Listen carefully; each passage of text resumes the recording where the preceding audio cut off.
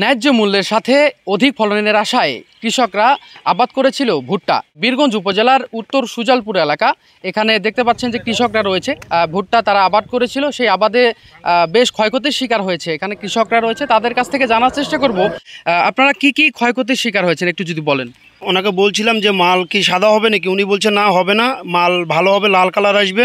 ভুট্টা 70 থেকে 80 মণ বিঘা প্রতি ফলন আপনি পাবেন, লম্বা হবে মুচা, এ বলে আমাকে মাল দিচ্ছে গ্যারান্টিযুক্তভাবে। আমি ওই মালটা নিয়ে এসে দেখি আমার মাল মানে মুচা দেখা যাচ্ছে, খাটো মাল, ফ্যাকসা কালার দেখা যাচ্ছে। দোকানদারকে আমরা বললাম যে এই ব্যাপার, উনি বলতেছে যে আমাদের কিছু করণীয় নাই, কোম্পানি এটা হয়তো বা ডুপ্লিকেট মাল দিচ্ছে।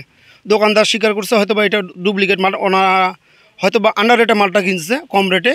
আমি মোটামুটি আমি 8 বিঘা মাটি ভুট্টার মধ্যে এইটাই ভুট্টা আমার প্রবলেম। অন্য জাতে 2টা ভুট্টা কাটছিলাম, রকি 55, ওই ভুট্টাটা বর্তমানে আমার 80 থেকে 90 মণ ফলন পাইছি।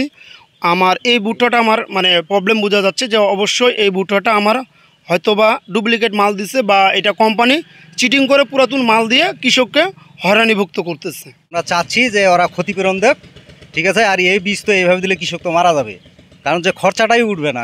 এমনি মনে করেন যে আমাদের এই যে ভুট্টাটা, এই ভুট্টা তো বিক্রি নিচ্ছে না, এখন তো পাঠি নাই, বুঝতে পারছেন। আর ফাঙ্গাস জাতীয়, ভিতরের মানজিটা মোটা, আর দানা খুব চিকন, ফ্যাকাশে রং, কেউ নিচ্ছে না এটা ভুট্টা। আমরা এটা নিয়ে কি করব এখন? ওই ভুট্টা যদি 1800 টাকা বিক্রি হচ্ছে, এটা 1200 টাকা বলতেছে বাজার।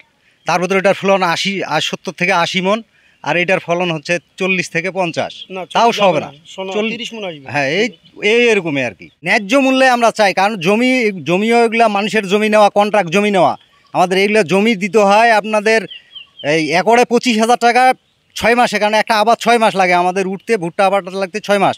এই 6 মাসের মধ্যে যদি একটা কৃষক যদি এই ক্ষতিপূরণ হয়, সেই কৃষকটা কি করে টিকে থাকে কৃষক? তাহলে আমাদের বাদ দিতে হবে, কারণ যারা চাকরি বাকরি করে তারা তো মানে আন্দোলন করতেছে, ওরা চালের দাম বেশি, ধানের দাম বেশি, কিন্তু আমরা কার কাছে যাব? আমরা যে ক্ষতিপূরণ হচ্ছে, আমরা কার কাছে যাব? আমরা এটা কৃষি অফিসের দৃষ্টি আকর্ষণ করছি, আমাদের যেন ন্যায্য বিচারটা করে দেয়, আমাদের ক্ষতিপূরণ যাতে নিয়ে দেয়, না হলে আমরা মানববন্ধন করব। দর্শক, আমরা এতক্ষণ জানানোর চেষ্টা করলাম বীরগঞ্জ উপজেলার উত্তর সুজালপুর এলাকা। এখানে কৃষকরা বিভিন্ন মতবাদ দিয়েছে। যারা গরিব কৃষক তারা কিন্তু এই ভুট্টার আবাদ করে মানুষের কাছ থেকে জমি নিয়ে, কন্ট্রাক্ট নিয়ে তারা কিন্তু এই ভুট্টা আবাদ করেছিল। তারা যদি এই ক্ষতিপূরণটি ওঠাতে না পারে, তাহলে কৃষকরা তাহলে কিন্তু তারা একটা বিপাকে পড়বে।